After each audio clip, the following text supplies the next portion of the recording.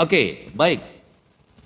Kita sekarang ada di part yang keempat ya, yaitu kuasa memberi. Haleluya. Dan kemarin kita sudah belajar bagaimana kita harus menabur sampai ya mencucurkan air mata kemarin ya. Dan ternyata air mata itu bukan menabur dalam kesusahan, tidak ya. Waktu kita baca kemarin mencucurkan air mata dan akan kembali dengan membawa berkas-berkasnya, itu sama dengan orang-orang yang menabur itu tidak akan pernah kekurangan ya. Semua yang sudah lepas dari tangannya itu bukan berarti miliknya berkurang, penghasilannya berkurang, tidak Bapak Ibu. Ya, ketika kita belajar memberi, amin, kepada orang-orang, maka saat itu kita sedang punya kesempatan untuk mendapat berkat yang lebih besar lagi. Karena ketika kita digerakkan oleh Tuhan untuk memberi, itu bukan kemampuan kita sebenarnya. Amin. Jadi ketika kita ada di dalam sebuah tempat, dalam sebuah situasi, nah kemudian ada orang yang susah di sana. Ya, dengar baik-baik ya, ada orang yang susah, yang sedang mungkin dalam pergumulan. Dia berdoa sama Tuhan. Dia minta Tuhan berkatilah aku, karena anakku sedang membutuhkan biaya, mungkin sakit, mungkin biaya kuliah, mungkin uang sekolah, sudah nggak bayar selama 4 bulan, kalau tidak bayar nanti tidak bisa ikut ujian, contoh gitu ya. Ada orang di luar sana, Bapak Ibu nggak kenal orang itu siapa, tapi dia ada di sekitar Bapak Ibu gitu loh. Maksudnya saudara tidak, jemaat tidak gitu. Nah, ketika orang itu berdoa kepada Tuhan, pastilah Tuhan dengar. Cuman bagaimana cara menjawabnya, doanya itu agar ya orang itu bisa menerima jawaban dari Tuhan. Maka Tuhan pakailah tangan-tangannya. Tuhan pakailah matanya. Ya, makanya firman Tuhan bilang kita ini biji matanya Tuhan. Ya, biji matanya Tuhan. Jadi ketika Tuhan ingin memberkati orang itu, maka Tuhan cari orang yang bisa dipercaya. Tuhan gak mungkin dari surga turunkan berkat itu berupa karung Bapak Ibu. Selalu ada proses. Apakah ya mungkin dengan bekerja, apakah dengan berbisnis, ataupun dengan apalah itu pokoknya yang kita lakukan.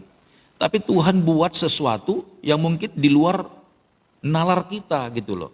Kok semudah itu gitu ya. Contoh misalnya ada orang yang dalam akademisi tidak memenuhi kriteria, tapi di situ dia bisa masuk dibikin Tuhan. Pernah ngalami gitu ya? Atau mungkin waktu dia ikut tes, saingannya banyak. Bahkan dari orang-orang, bahkan dari lulusan-lulusan universitas, dari sekolah-sekolah yang bonafit, tapi dia sekolahnya mungkin sekolah yang biasa lah, ya, sekolah yang ada di desa-desa. Kalau menurut dari kemampuan, kecerdasan intelektual, pastilah nggak akan mungkin bisa tembus waktu dia ikut tes. Tapi oleh kemurahan Tuhan, orang itu dibuat Tuhan bisa lulus Bapak Ibu. Ya, itu yang namanya kasih karunia. Nah sebenarnya Tuhan mau lakukan itu bagi kita semuanya, ya, yang mengerti caranya Tuhan. Nah ini dia tadi, ketika ada orang yang misalnya sedang berdoa minta sama Tuhan. Nah caranya Tuhan untuk memberkati orang itu ya lewat orang-orang yang ngerti firman Tuhan. Nah salah satunya saudara yang waktu itu Bapak Ibu ya, kalau urusan yang segitu itu kecil lah buat Bapak Ibu. Bapak Ibu ada gitu ya, sekalipun tidak dalam kelimpahan gitu, tapi ada. Oke. Nah kemudian ketika Tuhan menyatakan itu di dalam hatimu, berkati orang itu. Ya, berkati orang itu. Nah, kata mencucurkan air mata itu melihat situasi orang Bapak Ibu. Lalu Bapak Ibu ngelihat bahwa memang dia susah. Oke, Bapak Ibu dapat informasinya. Ya, nggak usah diskusi kemana-mana. Lalu Roh Kudus itu pasti bilang kasih orang itu berkat itu. Amin. Atau bisa juga Bapak Ibu dengan cara yang lain. Mungkin ada orang yang Bapak Ibu kenal, tapi udah lama nggak ketemu. Udah lama mungkin udah nggak pernah jumpa. Tapi tiba-tiba dia bisa saja telepon Bapak Ibu. Pernah ngalami begitu kan? Dia telepon, dia cerita dia sedang lagi susah. Sekalipun dia nggak minta, sekalipun dia nggak minjem, dia cuma hanya telepon minta doa contohnya gitu ya. Haleluya. Nah lalu ketika dia telepon kita kaget bahwa kita sudah lama nggak kenal sama orang ini. Maksudnya bukan nggak kenal, sudah lama nggak jumpa sama orang ini. Tapi ketika kita bertelepon, kalau memang Roh Kudus dorong hatimu, amin. Ketika orang itu bercerita tentang keadaan rumah tangganya, lalu Roh Kudus bilang, ini pun kita harus dengar-dengaran ya, bukan karena setiap orang telepon begitu langsung kita lepaskan gitu ya. Nah, kita nanti jadi salah. Sekalipun seperti itu, saya kemarin bilang, tidak akan ada yang salah ketika kita memberi. Sekalipun salah waktunya, salah tempatnya, tapi di hadapan Tuhan tidak ada yang salah. Ketika engkau belajar memberi, engkau telah melakukan firman itu. Amin.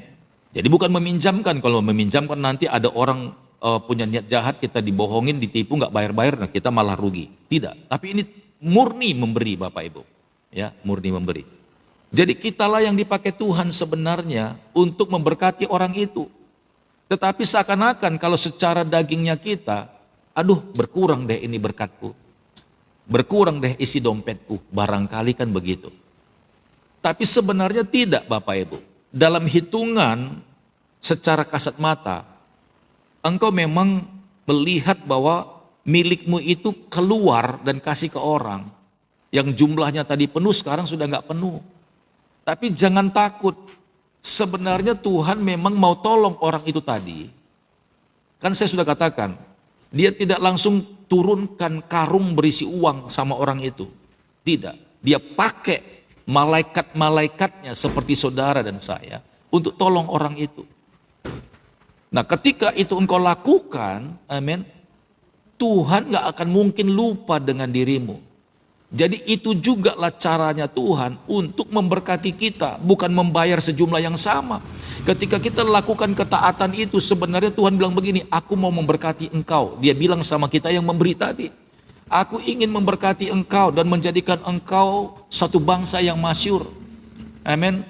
Kelimpahan dari seberang pulau akan mengalir ke rumahmu. Nah makanya banyak orang setelah taat melakukan hal itu tanpa dia sadari, tidak lama dari itu Bapak Ibu, bahkan belum lewat 1 hari pun, tadi orang yang dengan tulus menjadi perpanjangan tangan Tuhan, dengan rela sekalipun dia menangis ya karena lihat keadaan orang itu, ternyata ada orang yang lebih susah dari saya, ada orang yang lebih miskin dari saya. Amin. Saya mungkin tidak dalam kaya raya, tapi saya yang pertama mungkin Bapak Ibu yang dipakai Tuhan, haleluya, tidak mengontrak. Atau mungkin Bapak Ibu kondisi masih ngontrak. Tapi itu tidak menyurutkan Bapak Ibu untuk berbuat baik sama orang. Haleluya. Tapi engkau masih bilang juga, Tuhan sekalipun aku ngontrak Tuhan, tapi aku masih engkau cukupkan Tuhan. Aku nggak sampai ngemis-ngemis. Aku nggak sampai Tuhan minta-minta sama orang. Lalu ketika engkau digerakkan sama Tuhan, kasih orang itu. Saya mau bilang Bapak Ibu, itu kesempatan buat saudara agar Tuhan berkati lebih lagi. Amin. Kemarin waktu saya tanya kepada Bapak Ibu semuanya, siapa yang pernah mengalami seperti itu? Hari ini engkau lepaskan milikmu sebagian untuk tolong orang, dan hari ini juga dibayar sama Tuhan, bahkan lebih besar dari apa yang kau berikan kepada orang. Lalu kemarin ada yang kasih komentar, saya pernah mengalami seperti itu, saya pernah mengalami. Nah seperti itulah kehidupan Bapak Ibu. Jadi ketika kita digerakkan Tuhan untuk memberi seperti menolong orang, padahal bukan kita ditolong, sebenarnya kita yang dibantu agar hidup kita terberkati, sehingga pintu gerbang berkat itu terbuka Bapak Ibu. Sebenarnya di atas kita ini juga ada banyak berkat yang belum lepas, yang belum terbuka dia. Bagaimana cara membukanya Pastor Daud? Ketaatan. Ketaatan Bapak Ibu. Ada banyak orang nggak menyadari di sini, dia pikir kalau aku memberi habis deh duitku. Kalau saya tolong orang habislah duit saya. Sekalipun nggak sampai milikmu engkau bagikan, tapi pikiran itu sudah ada gitu loh, berkurang gitu loh, ketakutan. Padahal itu momen penting untuk menentukan terbukanya pintu gerbang berkat yang berikutnya buat kita. Tapi kita nggak ngerti Bapak Ibu, makanya kita tahan-tahan, kadang-kadang sampai kita itu nggak pernah ingat orang lagi, sekalipun Tuhan sudah percayakan berkat itu. Haleluya. Ya kan? Sama seperti misalnya kalau saya punya anak. Ya waktu dia mau sekolah saya kasih uang jajannya 10.000. Lalu waktu di sekolah dia lihat ada temannya, ya kan, orang-orang lain lagi jajan, temannya nggak jajan. Kemudian dia berpikir, aduh kasihan teman saya ini ya, ini teman satu bangku lagi. Aku lagi jajan, dia nggak jajan. Waktu istirahat, dia nggak sarapan. Lalu dia berpikir, tadi papa mama saya kasih 10.000. Saya jajan 5.000. Ah kasih dia aja lah 5.000. Biar dia bisa jajan. Lalu dia pikir dalam hatinya, nanti aku untuk istirahat yang kedua gimana dong, gitu ya. Ya udah, dia kasih aja.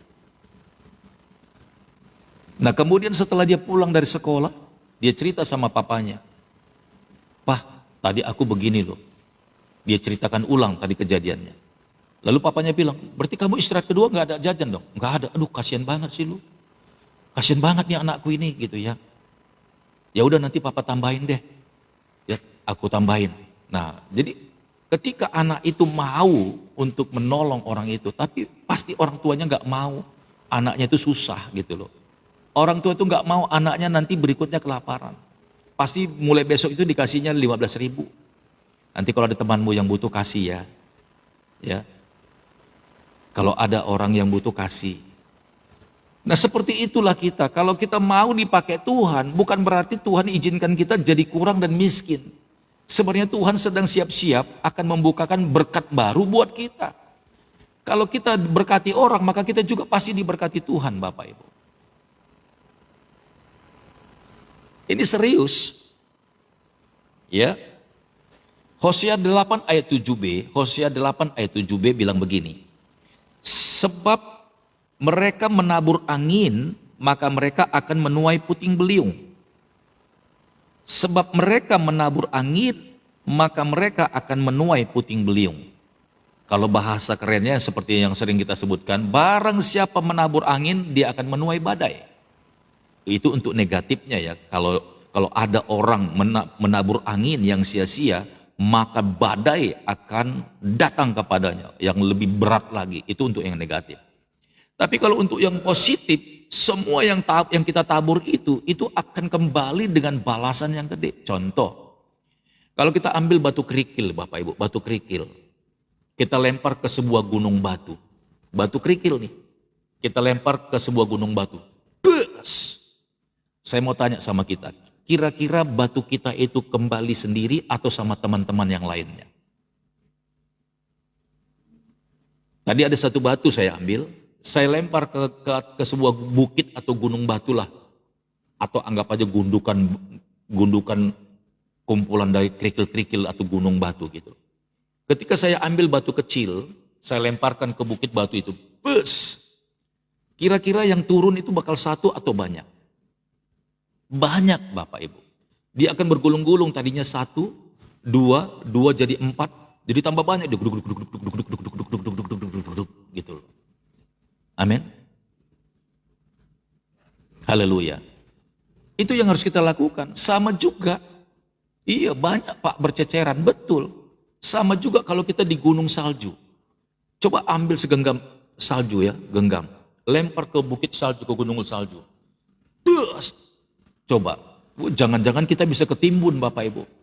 Tadinya satu, kecil, begitu dia nyampe di gunung itu, dia mulai bergelinding Bapak Ibu, gelinding, geledek. Tadinya kecil, jadi membesar.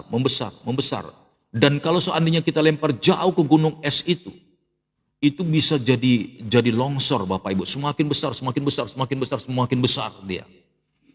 Dan jadi sebenarnya seperti itu. Ya. Semua yang kita lepaskan itu nggak akan ada yang sia-sia. Bahkan beberapa hari yang lalu kan kita sudah dengar, lemparkanlah rotimu ke dalam air katanya kan, ke sungai. Jauh lama dari itu engkau akan mendapatkannya kembali. Bayangkan. Jadi semua yang lepas dari kita dan kita kasih kepada orang, yang pertama tidak ada yang salah alamat. Yang namanya memberi Tuhan pasti akan melihat. Haleluya. Ya. Yang namanya memberi, sekalipun menurutmu salah alamat, Tuhan aku nggak kenal orang itu. Apalagi nggak satu iman dengan saya Tuhan. Udah nggak satu iman, ya kan? Nggak satu suku lagi. Seakan-akan kita ya seperti salah memberi.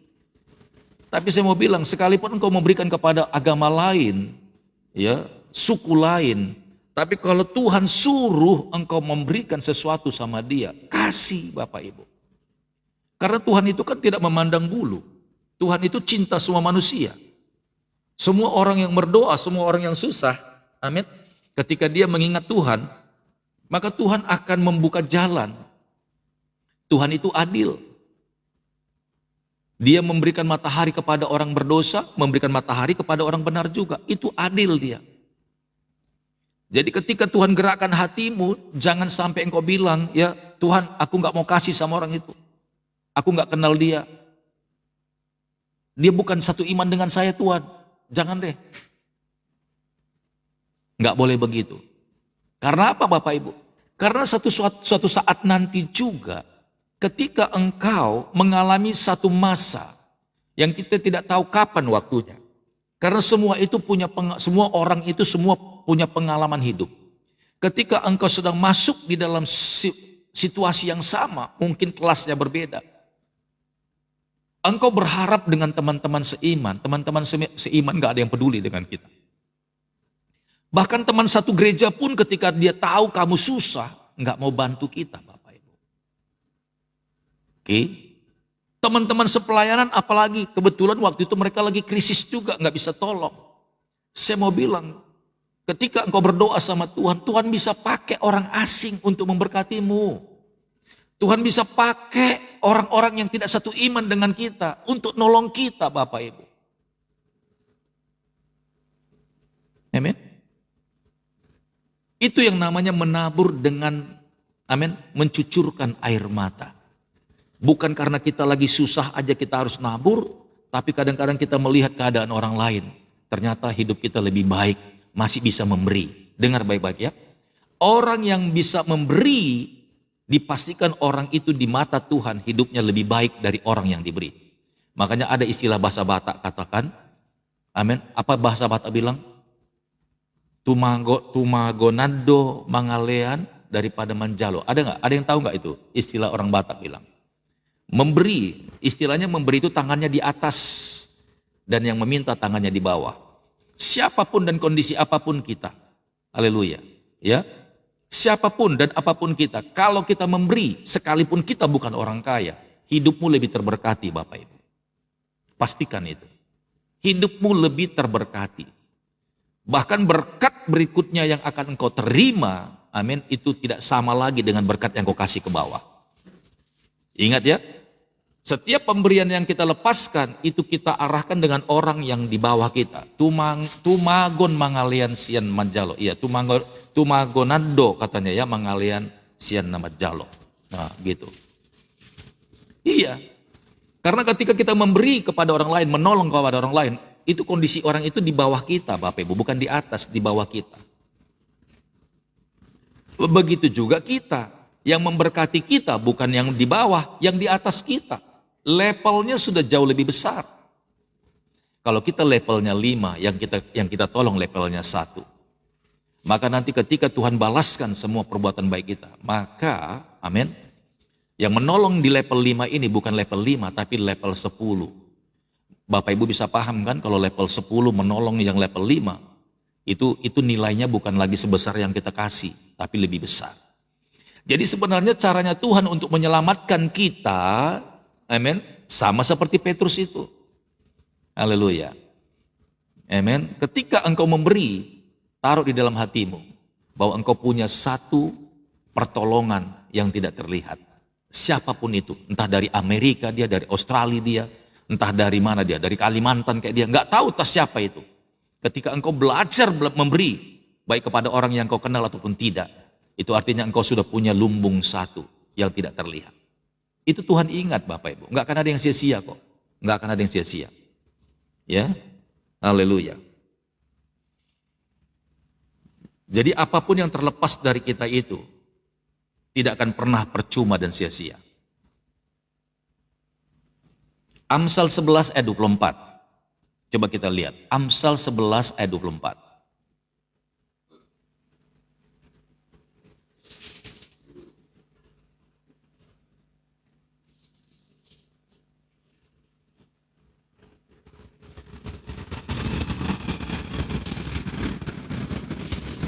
Iya, baik ya.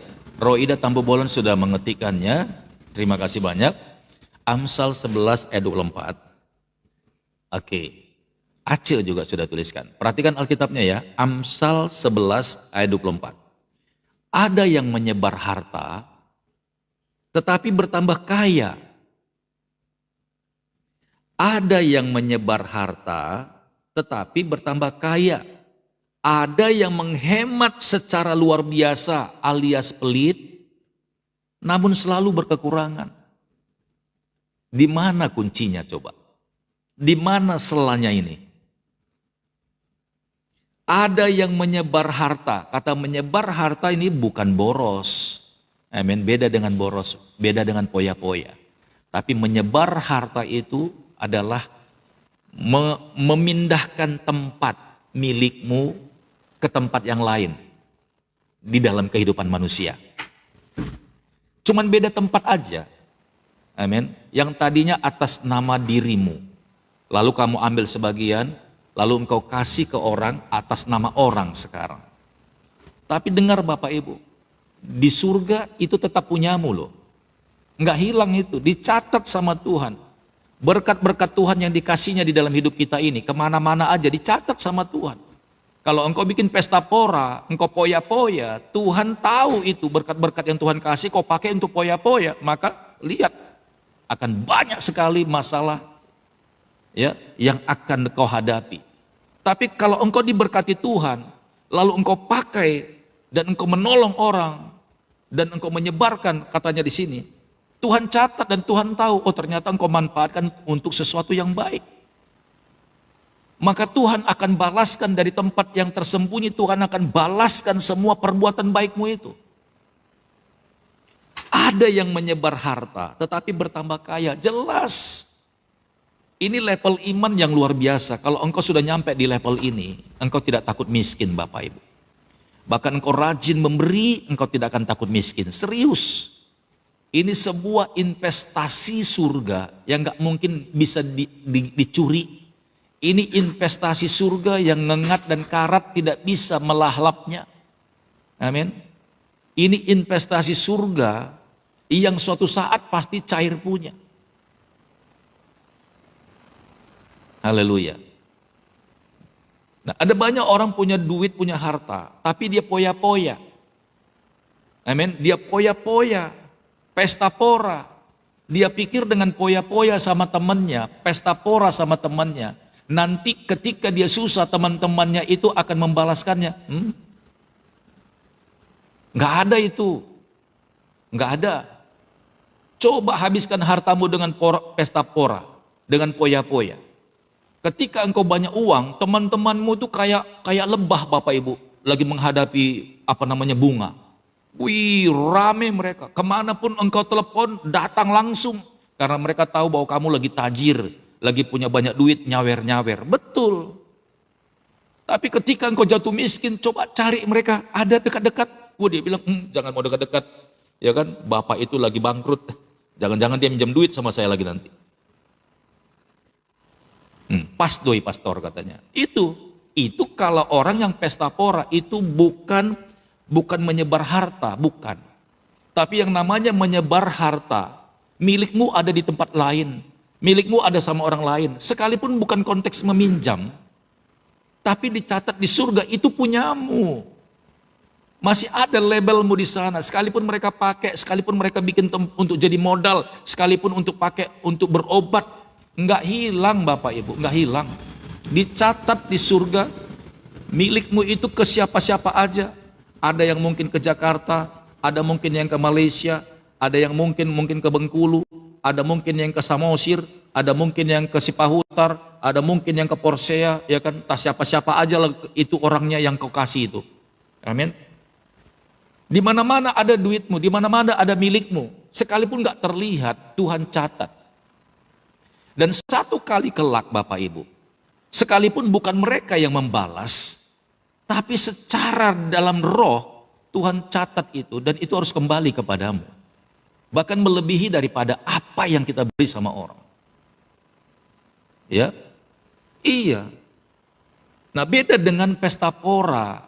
Beda, nggak akan kembali Bapak Ibu. Bahkan kalau Bapak Ibu minta tolong sama teman-teman yang selama ini kau traktir, mabuk-mabuk, ya kan, pokoknya pesta pora lah, poya-poya. Begitu bangkrut, habis, jatuh miskin, jatuh sakit, nggak ada yang mau lihat, nggak ada. Bahkan kau teriak-teriak, engkau WA semua teman, engkau chatting semua teman, kalian ini dasar ya nggak tahu terima kasih ya. Saya sudah ajak kalian, udah pokoknya ceritain semuanya, nggak akan ada yang balas.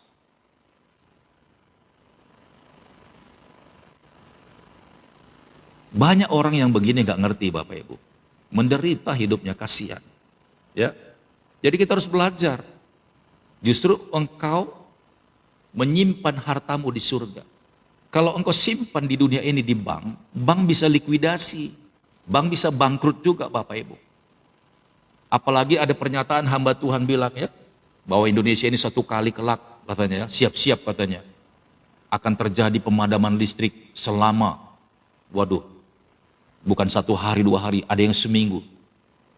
Nah kalau sampai mati lampu seminggu Bapak Ibu, ya semua listrik nggak nyala, ya itu hamba Tuhan bilang, maka kita mau belanja pun udah kesulitan, sekalipun mereka punya genset, ya kan, kalau mereka nyalakan paling juga cuma 2 hari, bensin solarnya habis, pom bensin mati listrik, nggak nyala untuk beli bahan bakar.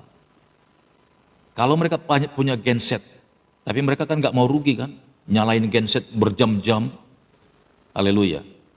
Iya pakai lilin, tapi kan kita mau butuh ngambil uang kan untuk belanja. Kalau engkau simpan uang di bank kan nggak mungkin bisa pakai lilin kan untuk mencairkannya. ATM mati, bank tutup, nggak bisa Bapak Ibu. Iya. Kalau engkau nyimpan yang namanya di bank, di dunia ini, saya udah bilang, bank bisa bangkrut, bisa likuidasi. Tahun 98, bagaimana krisis moneter? Banyak sekali bank itu likuidasi, bangkrut Bapak Ibu. Orang-orang yang punya uang banyak, yang orang-orang yang kaya, tiba-tiba stroke. Waktu mereka antri di ATM, ya, mereka udah ngambil uang, pokoknya sebanyak mungkin, sekalipun nggak kembali.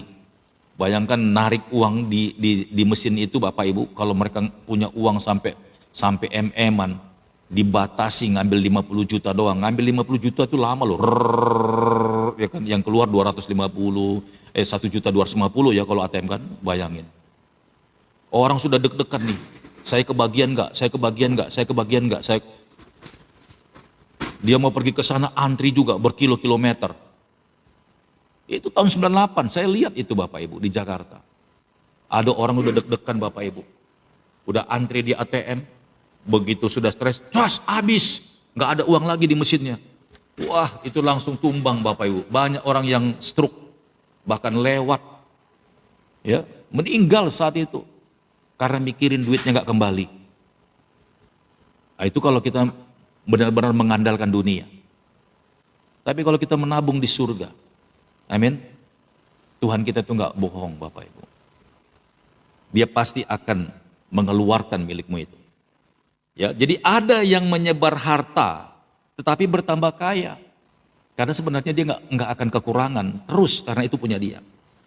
Ya, ada yang menghemat secara luar biasa, namun selalu berkekurangan. Bocornya di mana?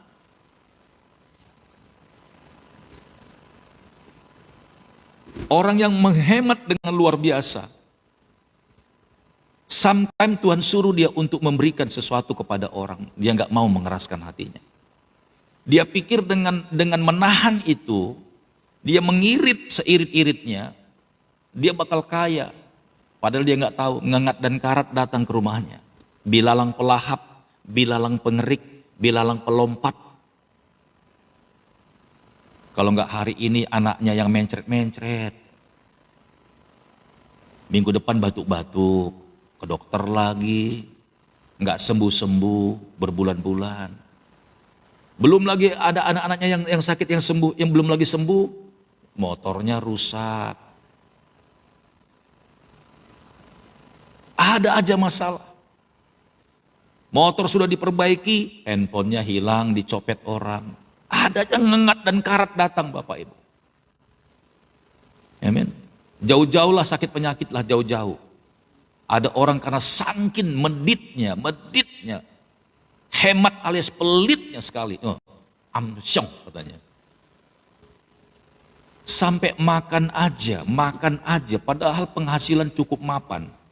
Tapi karena dia kepingin membangun istana yang besar barangkali, biar dia punya rumah yang besar, ingin disombongkan sama dunia ini.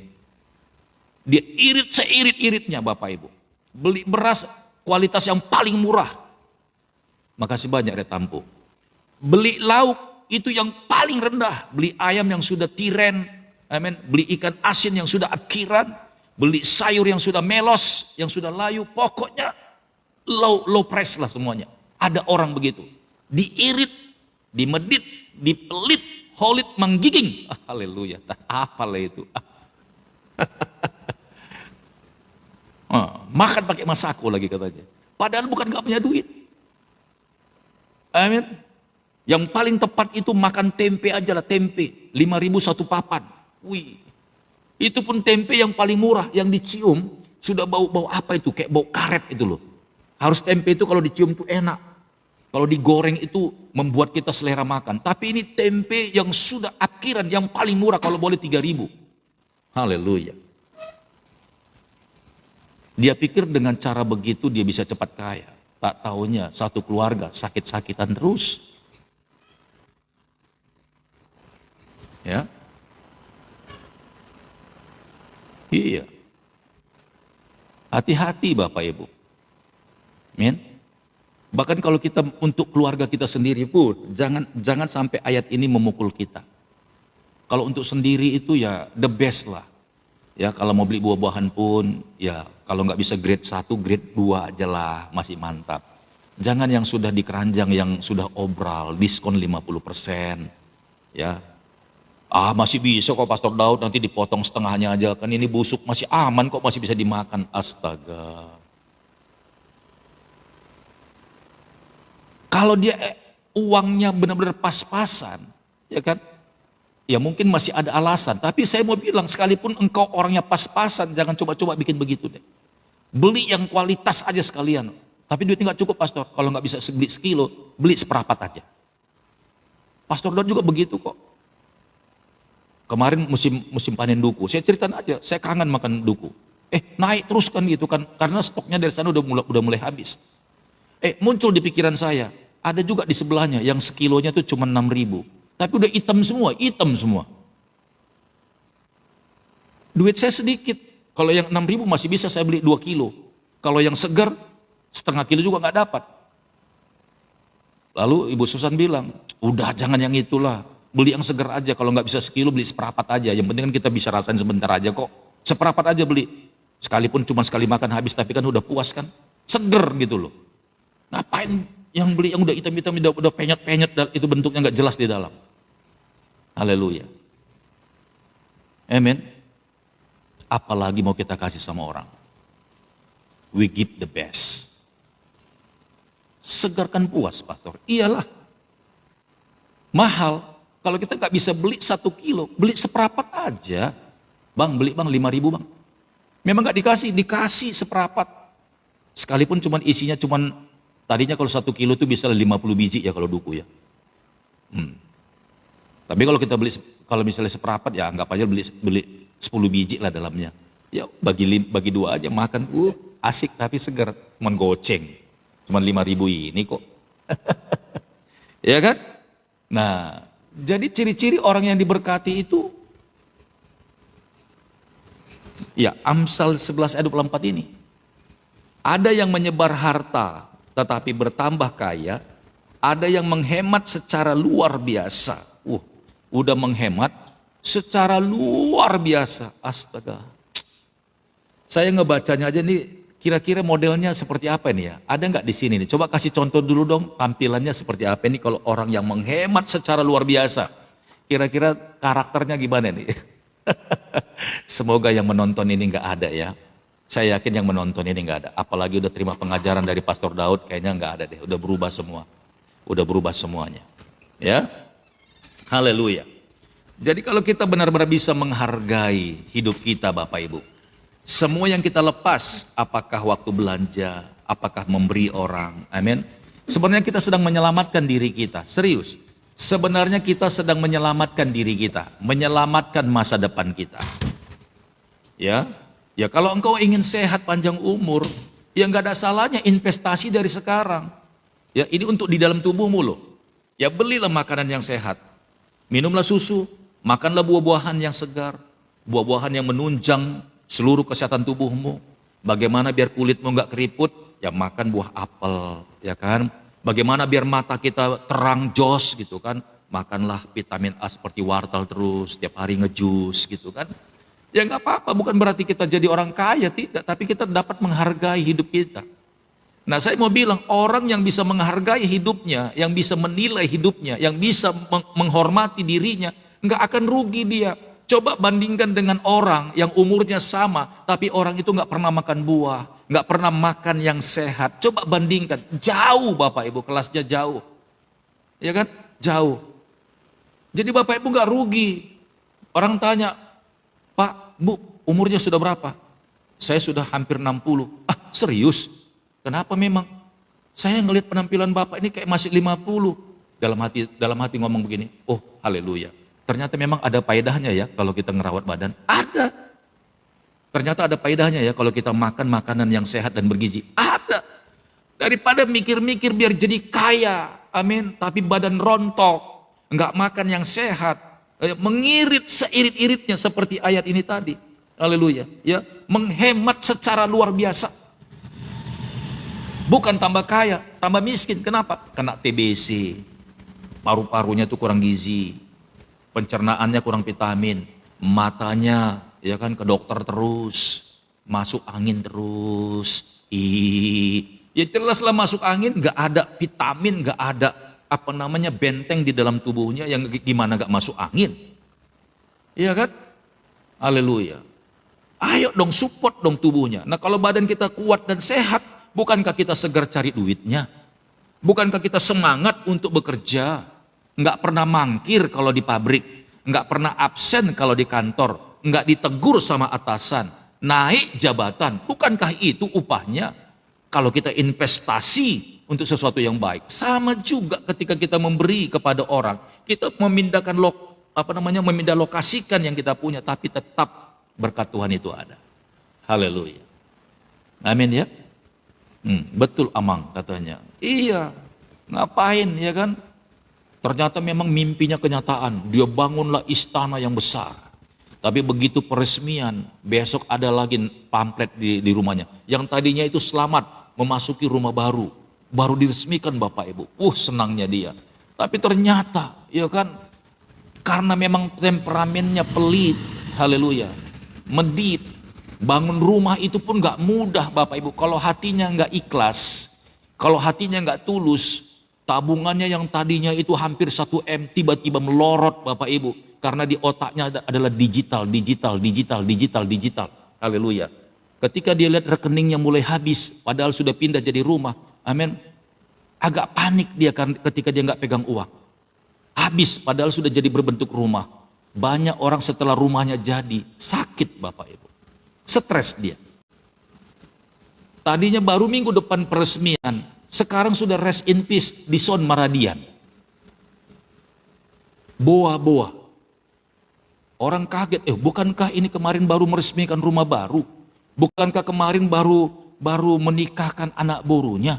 Bukankah kemarin baru pesta adat besar-besaran? Kok sekarang sudah rest in peace? Enggak kuat Bapak Ibu. Enggak siap untuk jadi berkat. Haleluya. Enggak terbiasa dia untuk mengeluarkan itu banyak. Habis pesta, habis peresmian, rest in peace. Haleluya. Itulah kalau orang memang diawali dengan sikap hati yang gak benar. Dia mau kejar dunia ini pun sebenarnya dia udah gak layak untuk termasyur, gak layak. Amin ya. Jadi kalau kita bikin diri kita sendiri sombong, pongah, gak panjang Bapak Ibu, gak panjang, serius. Makanya kan firman Tuhan bilang gini, sia-sialah orang yang membangun satu kota kalau bukan Tuhan yang mengerjakannya.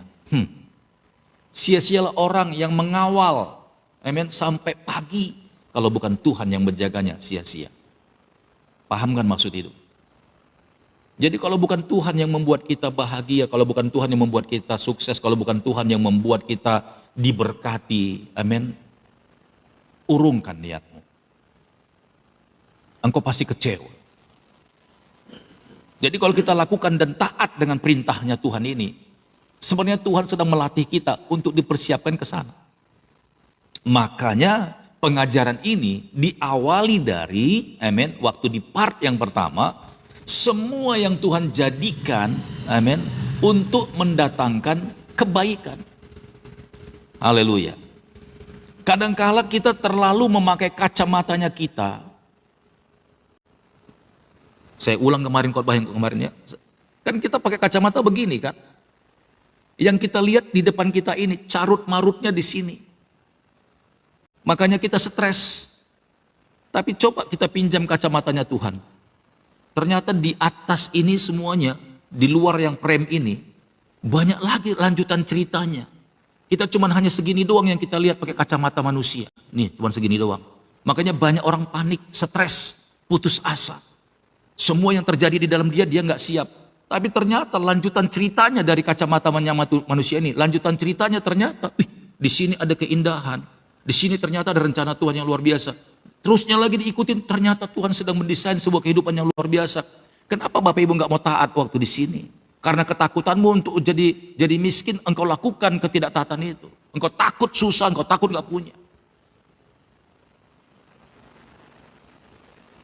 Pakai kacamatanya Tuhan, pinjam dulu kacamatamu Tuhan. Ternyata saya salah sekali, jauh sekali saya salah Tuhan.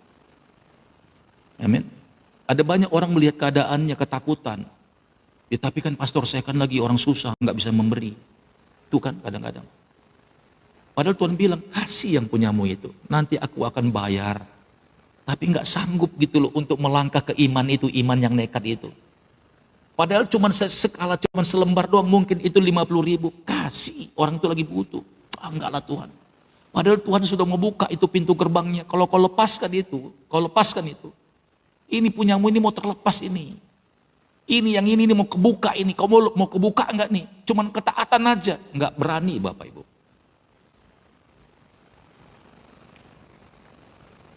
Makanya akhirnya banyak orang kan, berkat-berkatnya sudah ada, tapi enggak turun-turun. Itu yang saya bilang tadi. Ambil batu, lempar di gunung batu. Yang datang banyak. Ambil es salju itu. Coba lempar di bukit salju. Coba lihat tunggu. Yang datang itu bukan segenggam. Bisa jadi segede rumah es saljunya karena bergulung-gulung.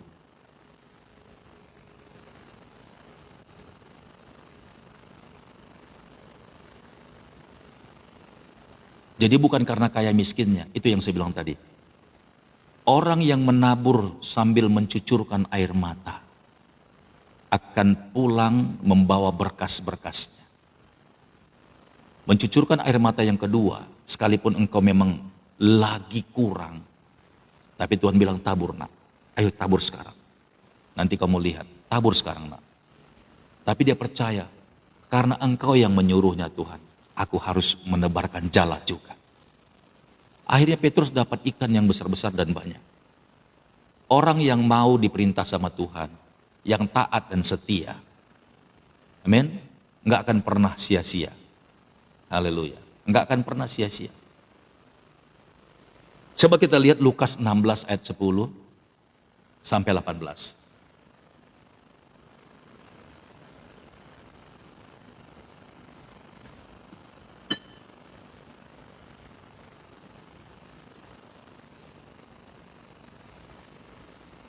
Lukas 16 ayat 10 sampai 18.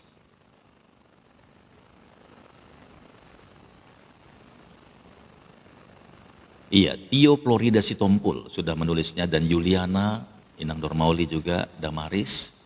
Shalom Ibu Damaris. Haleluya. Oke, semuanya sudah mencatat ya. Kita lihat judulnya di situ, setia dalam perkara kecil. Nasihat. Amin. Beda jauh dengan yang tadi, ada yang menyebar harta tetapi bertambah kaya, ada yang menghemat secara luar biasa namun selalu berkekurangan. Karena apa? Karena dia tidak punya pengajaran. Lihat Lukas 16 ayat 10-18 ini. Setia dalam perkara kecil, amen, bukan perkara besar dulu. Setia dalam perkara kecil. Mau nggak engkau setia dalam perkara kecil ini? Tapi efeknya luar biasa. Tapi di mata Tuhan ini perkara kecil. Tapi sering sekali udah perkara kecil kita nggak pernah bisa lulus. Ini sebenarnya masih perkara kecil, tapi kita nggak mau taat. Apalagi mau minta perkara besar. Kadang-kadang kita terlalu naif doa sama Tuhan. Tuhan, berikanlah aku berkat-Mu hari ini. Diberkatilah kami Tuhan. Amin. Semua orang Kristen pasti doanya begitu. Saya juga sebagai hamba Tuhan juga seperti itu. Tapi dengarlah baik-baik hari ini. Pintu gerbang berkat anugerah Tuhan itu terbuka ketika kita taat melakukan perkara kecil. Kuncinya di situ. Lihat ya, kita baca ayat yang ke-10. Perhatikan Alkitabnya.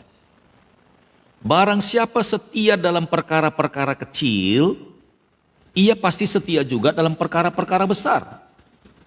Dan barang siapa tidak benar dalam perkara-perkara kecil, ia tidak benar juga dalam perkara-perkara besar.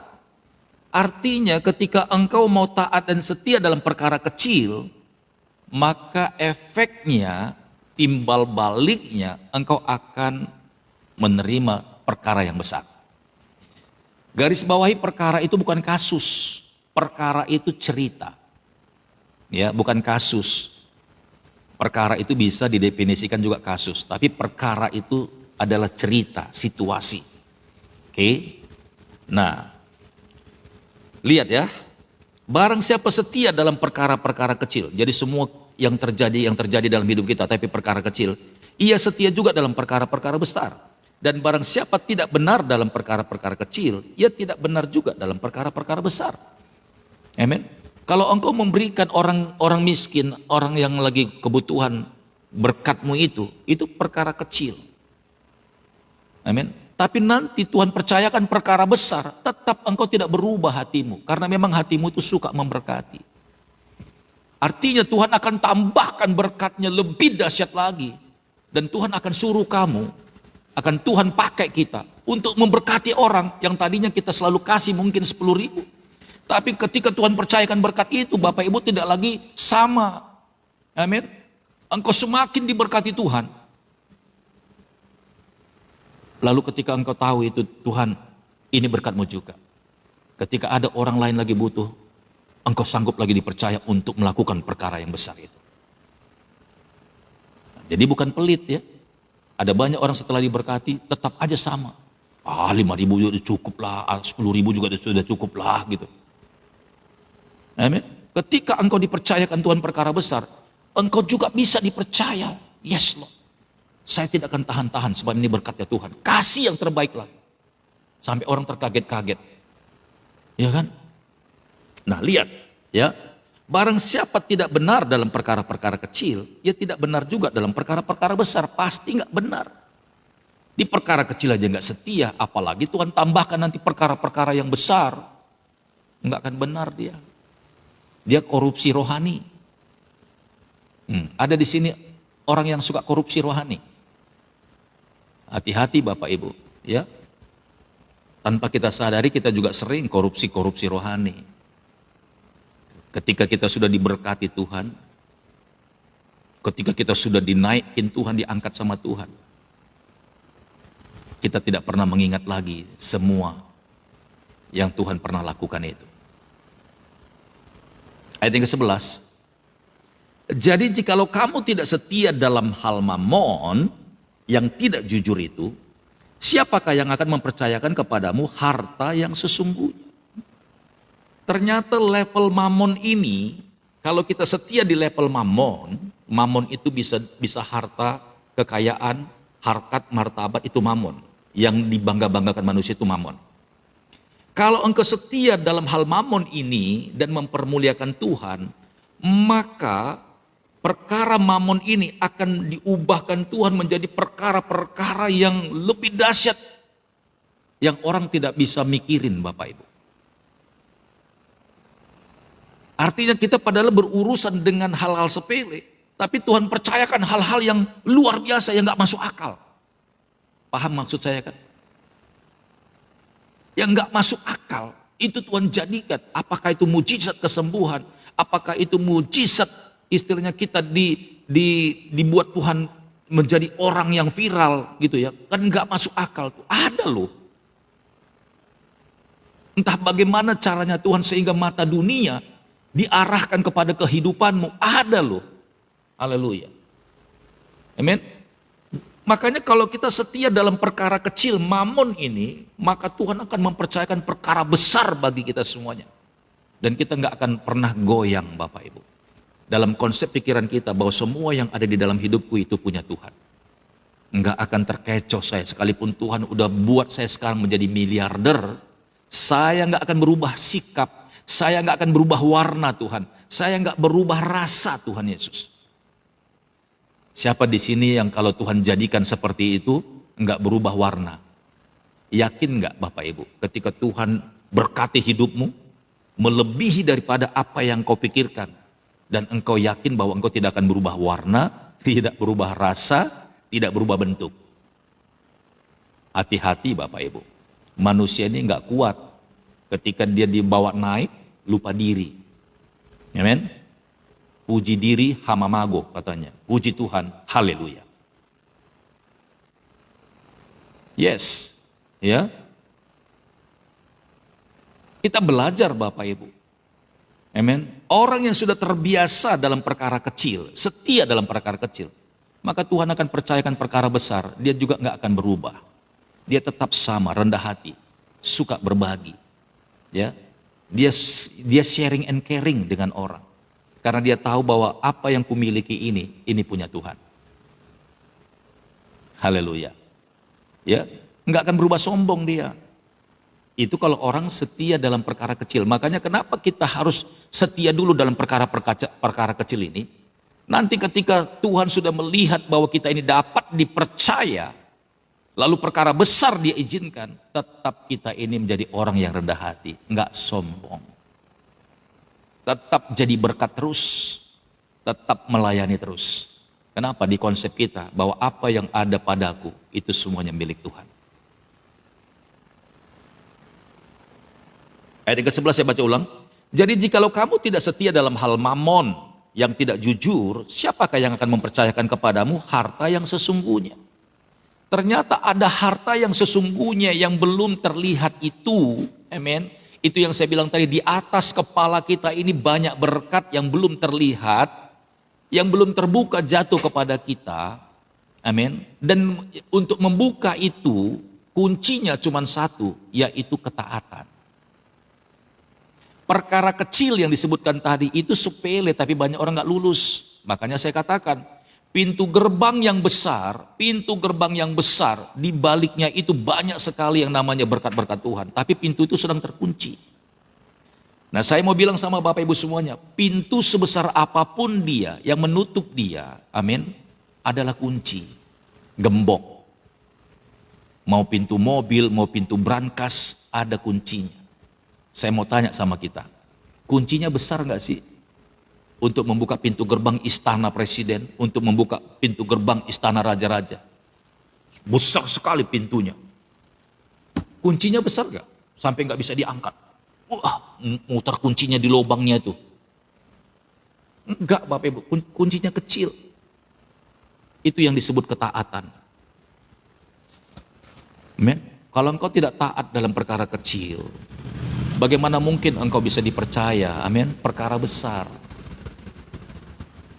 Ayo, miliki kuncimu itu.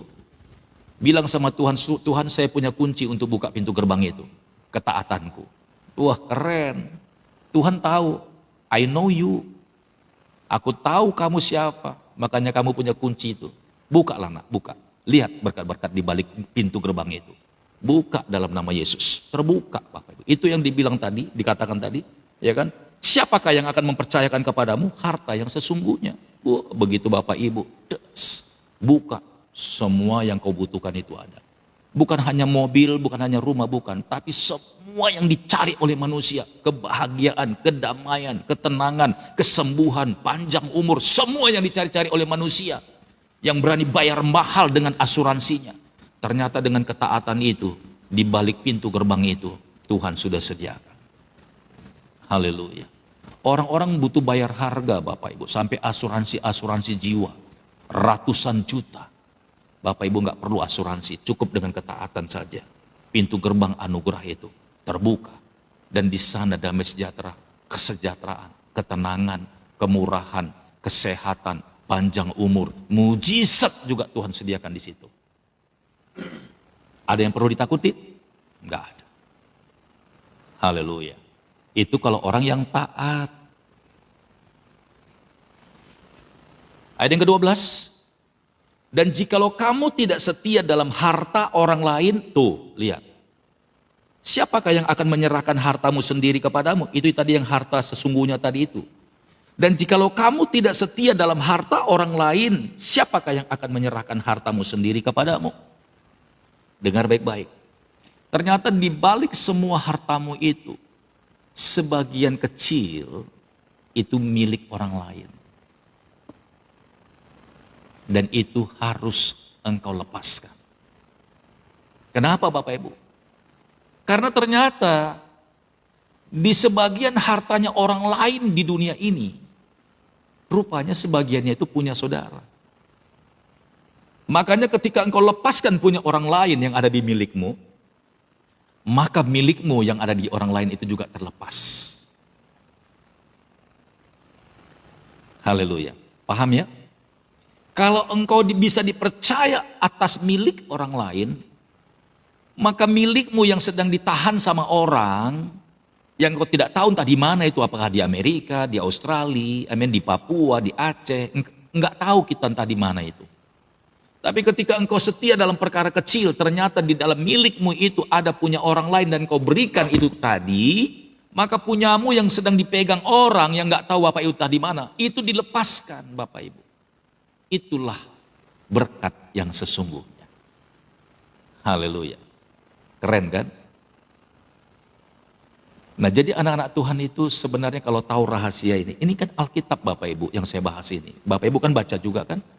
Ketika Pastor Daud bahas begini dalam pengajaran, Bapak Ibu jadi mengerti. Oh iya ya Tuhan. Berarti selama ini saya salah dong. Saya pikir semua gaji saya itu punya saya. Makanya saya katakan kan, perpuluhan itu bukanlah memberi, itu kewajiban. Karena engkau sudah didoakan, dilayani di gereja, di jemaat itu, di gerejamu. Bawalah perpuluhan itu, bawalah ucapan syukurmu. Karena banyak hamba-hamba Tuhan dan pelayanan di sana yang engkau harus support hidup mereka. Itu artinya di ayat ini kalau kita bahas, di seluruh gajimu itu sebagian milik orang. Jangan tahan. Amin. Haleluya. Ya, Passion Loper bilang, apa kalau kita menabur materi yang dituai materi? Kan saya sudah baca ayat 11 tadi. Jadi jikalau kamu tidak setia dalam hal mamon ini yang diurusin. Yang tidak jujur, siapakah yang akan mempercayakan kepadamu harta yang sesungguhnya? Artinya bukan mamon lagi yang kita terima. Sekalipun tidak mamon, tapi melebihi dari semuanya. Orang pakai mamon biar sehat. Orang pakai mamon biar umur panjang. Orang pakai mamon diasuransikan. Tapi ketika engkau setiap perkara kecil milik orang lain itu, kesejahteraanmu dijamin, kesehatanmu dijamin. Paham ya, saudaraku yang bertanya tadi? Hanya karena perkara kecil mamon ini, semua yang dicari dunia itu Tuhan kasih sama kita. Jadi bukan uang dibalas uang. Saya sudah sampaikan tadi, cuman gak dengar kali tadi ya. Tidak nangkap, makanya saya bilang pengajaran ini pelan-pelan dengerin. Haleluya. Ya. Ayat yang ke-12, dan jikalau kamu tidak setia dalam harta orang lain, siapakah yang akan menyerahkan hartamu sendiri kepadamu? Jadi mulai hari ini Bapak Ibu, the power of giving, kuasa memberi itu, haleluya, mencakup seluruh hidupmu. Saya sudah katakan, kalau kamu saudara-saudara banyak menabur, dan dalam waktu yang singkat bahkan sampai sepanjang umurmu sudah banyak nabur, dan belum kau tuai juga, entah apapun itu yang Tuhan siap balasannya. perhatikan baik-baik, maka anak-anakmu lah nanti yang akan mewarisinya.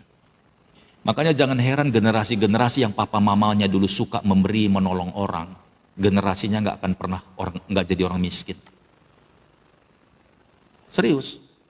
Raja Daud sudah menuliskannya, dahulu aku muda, sekarang sudah menjadi tua, bayangkan. Satu generasi. Dahulu aku muda, anggap aja masih anak kecil atau remaja lah. Sekarang sudah menjadi tua. Dia perhatikan kehidupan manusia. Namun aku tidak pernah melihat keturunan orang-orang benar meminta-minta roti. Sampai dia sudah tua, ternyata dia ingat dulu bapaknya ini suka loh membantu gereja. Dulu bapaknya ini aku tahu loh, ini suka banget memberikan sedekah. Makanya anaknya berhasil semua. Makanya anaknya itu hebat-hebat semuanya. Kenapa? Itu bukan karena kuat gagah mereka, karena papa mamanya dulu orang yang takut akan Tuhan.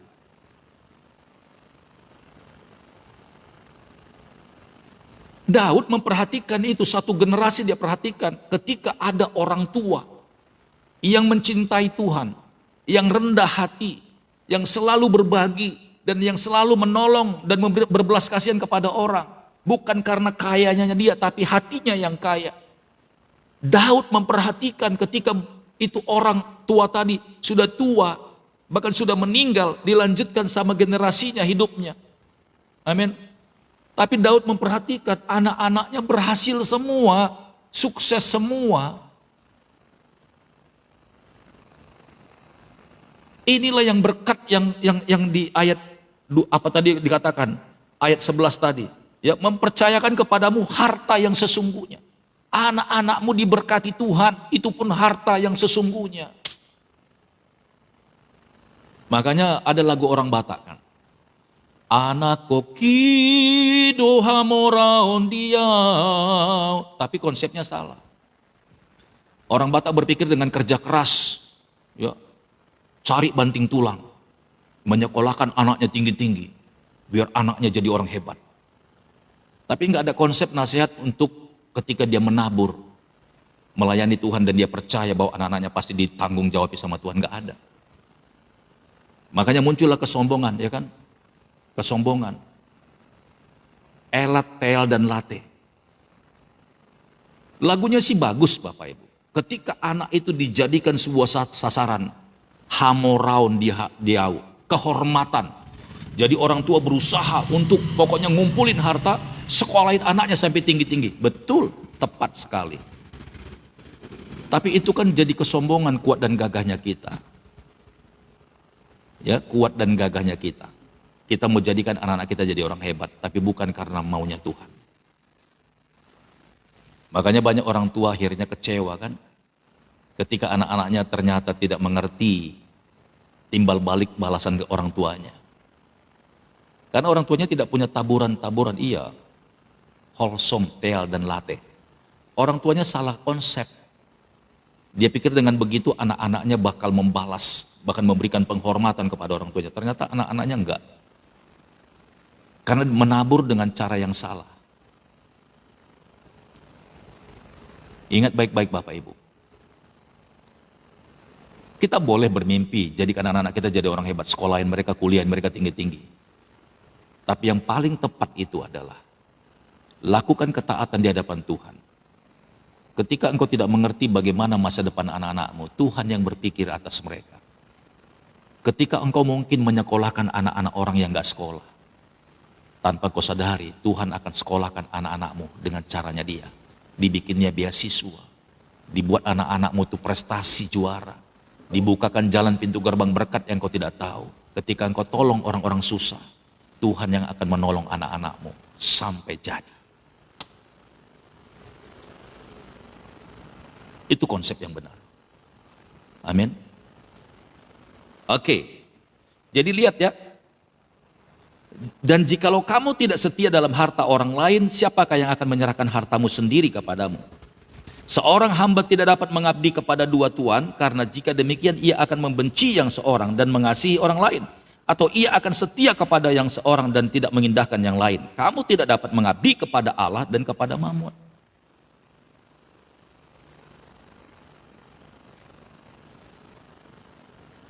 Amin. Jadi kita harus melekat kepada Tuhan. kita melekat kepada Tuhan, dan kita serahkan semua hidup kita. Bukan karena kuat dan gagah kita. Semua yang kita terima dari Tuhan itu, bukan semuanya untuk kita. Ingat ya, Tuhan sebenarnya mau jadikan kita berkat. Tuhan sebenarnya ingin jadikan kita itu perpanjangan tangannya Dia. Jadi semua yang Tuhan kasih ke kita itu bukan berhenti sampai di kita. Tidak berhenti sampai di kita. Tuhan percayakan, Tuhan tahu hatimu itu lembut. Tuhan tahu tuh hatimu itu berbelas kasihan. Makanya Dia kasih berkat itu banyak kepadamu. Bukan berhenti sampai di hidupmu. Salurkan milik orang lain. Jadi semua yang kita dapat itu titipannya ada untuk sebelahmu. Untuk orang nanti yang akan Tuhan kasih tunjuk. Sekalipun dia tidak seiman denganmu, sekalipun dia tidak satu marga denganmu, sekalipun dia tidak satu gereja denganmu, ketika orang itu benar-benar berseru minta tolong sama Tuhan, jawabannya adalah ada orang-orangnya Tuhan di dekatnya, yaitu saudara dan saya. Ketika Tuhan mau menjawab doa orang itu, Tuhan akan pakai orang-orang yang dapat dipercayai, yaitu orang-orang yang dekat dengan orang itu. Maka ketika engkau digerakkan sama Tuhan, berarti engkau orang yang spesial di mata Tuhan. Lakukan. Pasti ada sesuatu yang terjadi. Kalau engkau terpilih untuk dipakai Tuhan menolong orang itu, pasti Tuhan akan membayarnya lunas. Kan kemarin sudah kita bahas kan? Barang siapa yang membela ataupun mengasihi atau menolong orang yang lemah, dia memiutangi Tuhan. Artinya Tuhan gak akan lepas hubungannya dengan kita. Sebenarnya bukan kita ngutangin Tuhan sebenarnya, tapi Tuhan bertanggung jawab untuk membayarnya balik. Itu namanya memiutangi, membayar balik. Haleluya. Jadi mulai sekarang bilang sama Tuhan, Tuhan percayakan dong aku hal itu Tuhan. Bilang sama Tuhan, aku mau dong Tuhan Engkau percayakan hal ini Tuhan. Coba lihat hatiku Tuhan. Lihat hatiku Tuhan, ini hatiku Tuhan. Apakah Engkau tidak percaya kepadaku Tuhan? Bilang sama Tuhan. Kayaknya aku dengar pengajaran hari ini aku tertarik sekali Tuhan. Percayakan aku Tuhan hal itu Tuhan. Ini aku Tuhan Yesus. Selidiki aku Tuhan. Selidiki aku. Lihat hatiku. Apakah ku mengasihi, apakah ku, apa itu terusnya? Mengasihi, tidak mengasihimu Yesus. Kau yang maha tahu dan menilai hidupku. Tak ada yang tersembunyi bagiku. Ya, sungguh mengasihi. Ya. Apakah ku sungguh mengasihimu Yesus? Nah, coba sekarang bilang sama Tuhan, Tuhan, boleh nggak sih yang disampaikan oleh Pastor Daud itu aku Tuhan? Ayo dong Tuhan percayakan aku Tuhan Yesus. Uji aku Tuhan. Ya, ujilah aku Tuhan. Cobalah aku Tuhan. Selidiki batinku dan hatiku, mataku tertuju padamu. Haleluya. Bilang sama Tuhan, uji aku Tuhan. Coba aku Tuhan Yesus. Ya. Haleluya. Selama ini aku tidak tahu pengajaran ini Tuhan, ampuni aku. Tapi aku mau berubah Tuhan. Kalau Tuhan mau pakai aku, Tuhan jadilah Tuhan Yesus. Ya. Haleluya.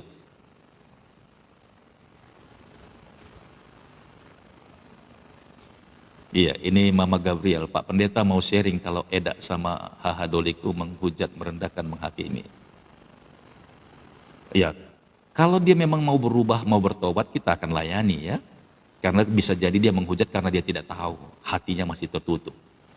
Saya yakin dengan pengajaran begini, ya, kalau saya bahas kenapa ada orang sampai menghujat, merendahkan gitu ya. Ya karena dia belum masuk dalam kasih karunia. Belum melihat yang namanya kasih Tuhan, belum merasakan. Tapi kalau orang sudah merasakan kasih Tuhan, amin, mau dari manapun asalnya kita, pasti nggak akan mungkin menolak pengajaran ini. Ya, buat Mama Gabriel tetap semangat ya, tetap semangat, haleluya. Oke, kita teruskan lagi ya. Ayat yang ke-13, seorang hamba tidak dapat mengabdi kepada dua tuan, karena jika demikian ia akan membenci yang seorang dan mengasihi yang lain. Atau ia akan setia kepada yang seorang dan tidak mengindahkan yang lain. Kamu tidak dapat mengabdi kepada Allah dan kepada Mamon. Artinya, Mamon itu Tuhan yang izinkan. Kalau bicara rupiah itu kan cuma alat tukar menukar. Amin. Dan anytime kapanpun itu bisa kita kejar. Tapi herannya kenapa orang lebih melekat kepada mamon ketimbang kepada Tuhan. Hati-hati Bapak Ibu. Ini jebakan yang sangat parah. Banyak orang jatuh dalam dosa dan akhirnya masuk kebinasaan hanya gara-gara cinta uang. Amin. Makanya kalau orang-orang Chinese itu bilang, uang dapat dicari, udah lu mau ambil uang gua, lu mau rampok uang gua, silahkan. Yang penting lu jangan sakitin gua. Selama gua masih bisa kerja, uang lo yang lu ambil itu, lu curi itu, lu ambil itu, lu sikat itu, gua gampang cari lagi. Orang Chinese punya prinsip seperti itu. Makanya buat dia itu mamon uang itu di telapak kakinya, sekalipun mereka memang gila dengan uang. Kalau mereka nggak kenal sama Tuhan.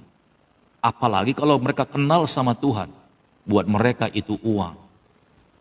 Itu kayak kertas Bapak Ibu, bukan karena sombongnya. Karena mereka punya prinsip, uang gampang dicari. Selama you mau kerja, selama you mau benar-benar istilahnya menggunakan waktu yang ada, haleluya, you pasti dapat uang punya. Karena time is money kan, waktu itu adalah uang.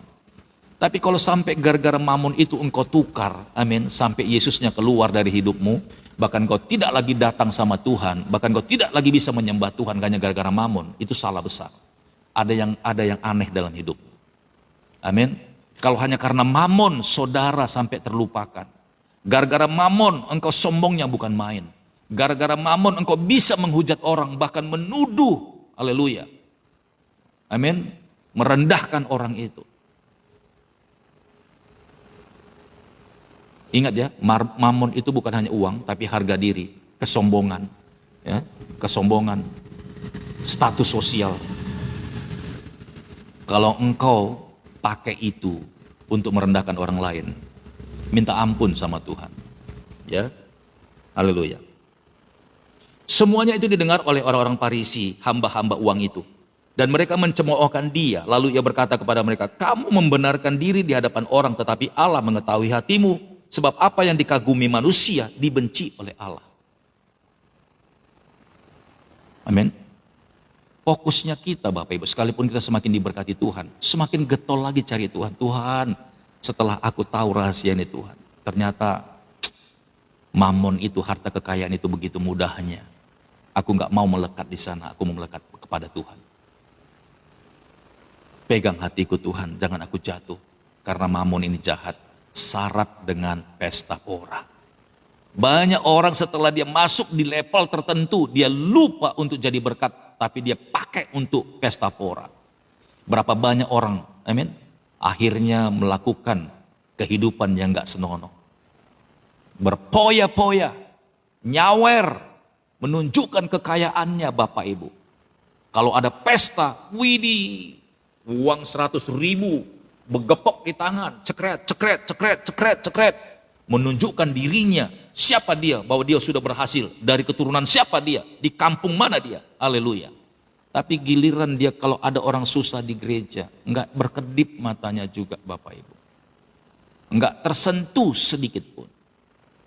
Saya mau bilang orang ini, amin, sudah pindah Tuhan, yang dituhankannya adalah mamon. Kalaupun orang ini ke gereja, kalaupun orang ini sepertinya beribadah, nggak ada Bapak Ibu. Hati-hati.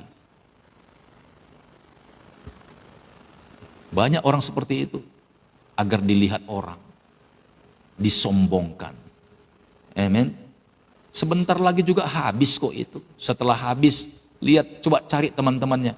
Begitu dia kena stroke, teman-temannya hilang semua. Begitu dia bangkrut, dia mau pinjam sama teman-temannya, maaf, nggak bisa.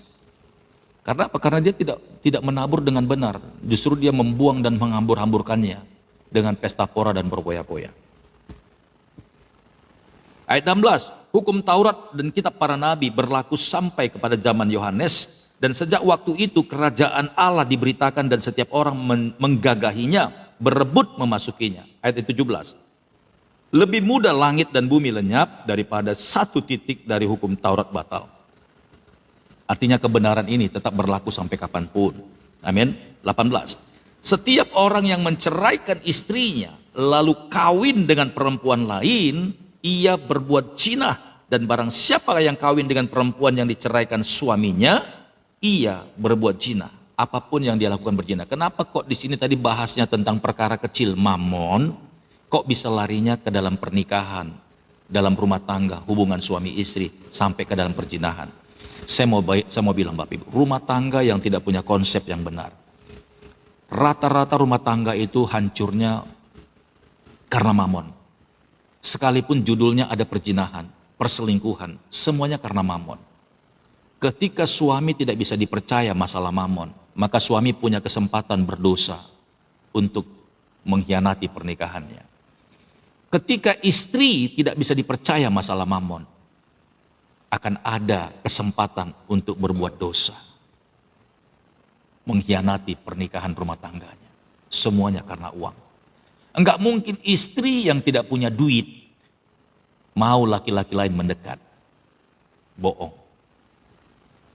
Laki-laki yang di luar sana mau ngerapat sama seorang perempuan sekalipun maaf nih usianya sudah tua sekalipun, pasti yang diambil adalah cien. Begitu juga bapak-bapak, om-om. Om-om mana yang mau diminati sama ABG kalau om-om itu nggak punya duit? Nothing. Nggak mungkin. Suami-suami yang nggak bisa dipercaya masalah mamon akan punya potensi besar untuk melakukan kejahatan kepada rumah tangganya. Boleh di cross check. Awal mulanya dari mamon. Jadi semua perselingkuhan, perzinahan itu cuma judul di koran Bapak Ibu. Amen. Itu cuma judul, tapi efeknya, penyebabnya coba masuk ke dalam. Pasti semuanya duit. Enggak mungkin ada gadis-gadis cantik mau ngerapat sama seorang bapak-bapak tua kalau bapak-bapak itu enggak punya duit. Ditendang Bapak Ibu. Kekuatannya udah enggak seberapa, jalan juga harus dipegangin. Ya kan, makan harus disuapin. Kalau enggak ada duit, boro-boro mau ABG, widih, dikasih umpan sama ikan paus aja di tengah laut. Barangkali begitu ngomong mereka. Tapi kalau dia punya duit, oh banyak Bapak Ibu. Ya, dari ABG sampai tante-tante juga mau. Kenapa? Karena ini yang dia cari, mamon, duit, ape-ape. Kalau orang Medan bilang tuh ape-ape. Haleluya. Ya, di Malaysia masih banyak ape-ape, Ibu Lila. Kalau di Jakarta ape-ape udah nggak ada. Kalau di sini engkong-engkong di sini. Haleluya ya. Jadi dari perkara kecil ini Bapak Ibu yang dibahas tentang yang namanya mamon, ternyata dia nyambung ke dalam rumah tangga. Nyambung Bapak Ibu. Nah inilah yang disebut juga berkat yang tersembunyi tadi. Jadi bukan kekayaan keagungan yang jadi berkat, tapi harmonisasi, harmonis, bahagia, sehat, panjang umur, kerukunan. Itu dunia nggak bisa jual. Mau beli dimanapun nggak bisa. Coba beli kesehatan. Ada yang jual kesehatan? Nggak ada. Yang jual obat banyak. Ada yang jual kesehatan? Nggak ada Bapak Ibu. Damai sejahtera ada yang jual? Nggak ada juga. Coba cari di langit mana itu ada yang jual damai sejahtera. Beli dong sekilo damai sejahteranya. Ada? Nggak ada. Jadi dari mana dong muncul damai sejahtera? Kesehatan. Amin. Kerukunan dari mana? Ketaatanmu Bapak Ibu. Dunia lagi cari itu. Dunia yang di dalam kegelapan ini berduyun-duyun datang ke terangnya Tuhan itu mau cari itu. Damai sejahtera tadi. Amin. Di dalam kehidupan suami istri ada kerukunan. Mau ada uang atau tidak ada uang, rukun Bapak Ibu. Tuhan izinkan kelimpahan, jeder, suami istri tetap begini. Menolong orang lain, puji Tuhan. Memberi sedikit, ya karena kita dapat sedikit, bagi, puji Tuhan. Makanya saya katakan kalau istri ingin memberikan kepada siapapun, alangkah terberkatinya diskusi sama pasangannya. Kalau pasangannya juga sama-sama, amin, tidak roh mamon di sininya. Dia bilang ini dari Tuhan, berkat Tuhan, bagilah. Ya udah sesuai dengan tuntunan Roh Kudus, bagi. Sama-sama tahu, mardos niroha. Haleluya. Ikon saut dusude nadinggani. Mantap banget. Memang Ibu Lila Sianturi ini memang orang Malaysia Ya, suami orang orang apa ya, orang Tamil, tapi bahasa Bataknya masih lancar dia. Haleluya, haleluya. Amin Bapak Ibu ya. Setiap orang yang menceraikan istrinya lalu kawin dengan perempuan lain, ia berbuat zina, dan barang siapa kawin dengan perempuan yang diceraikan suaminya, ia berbuat zina.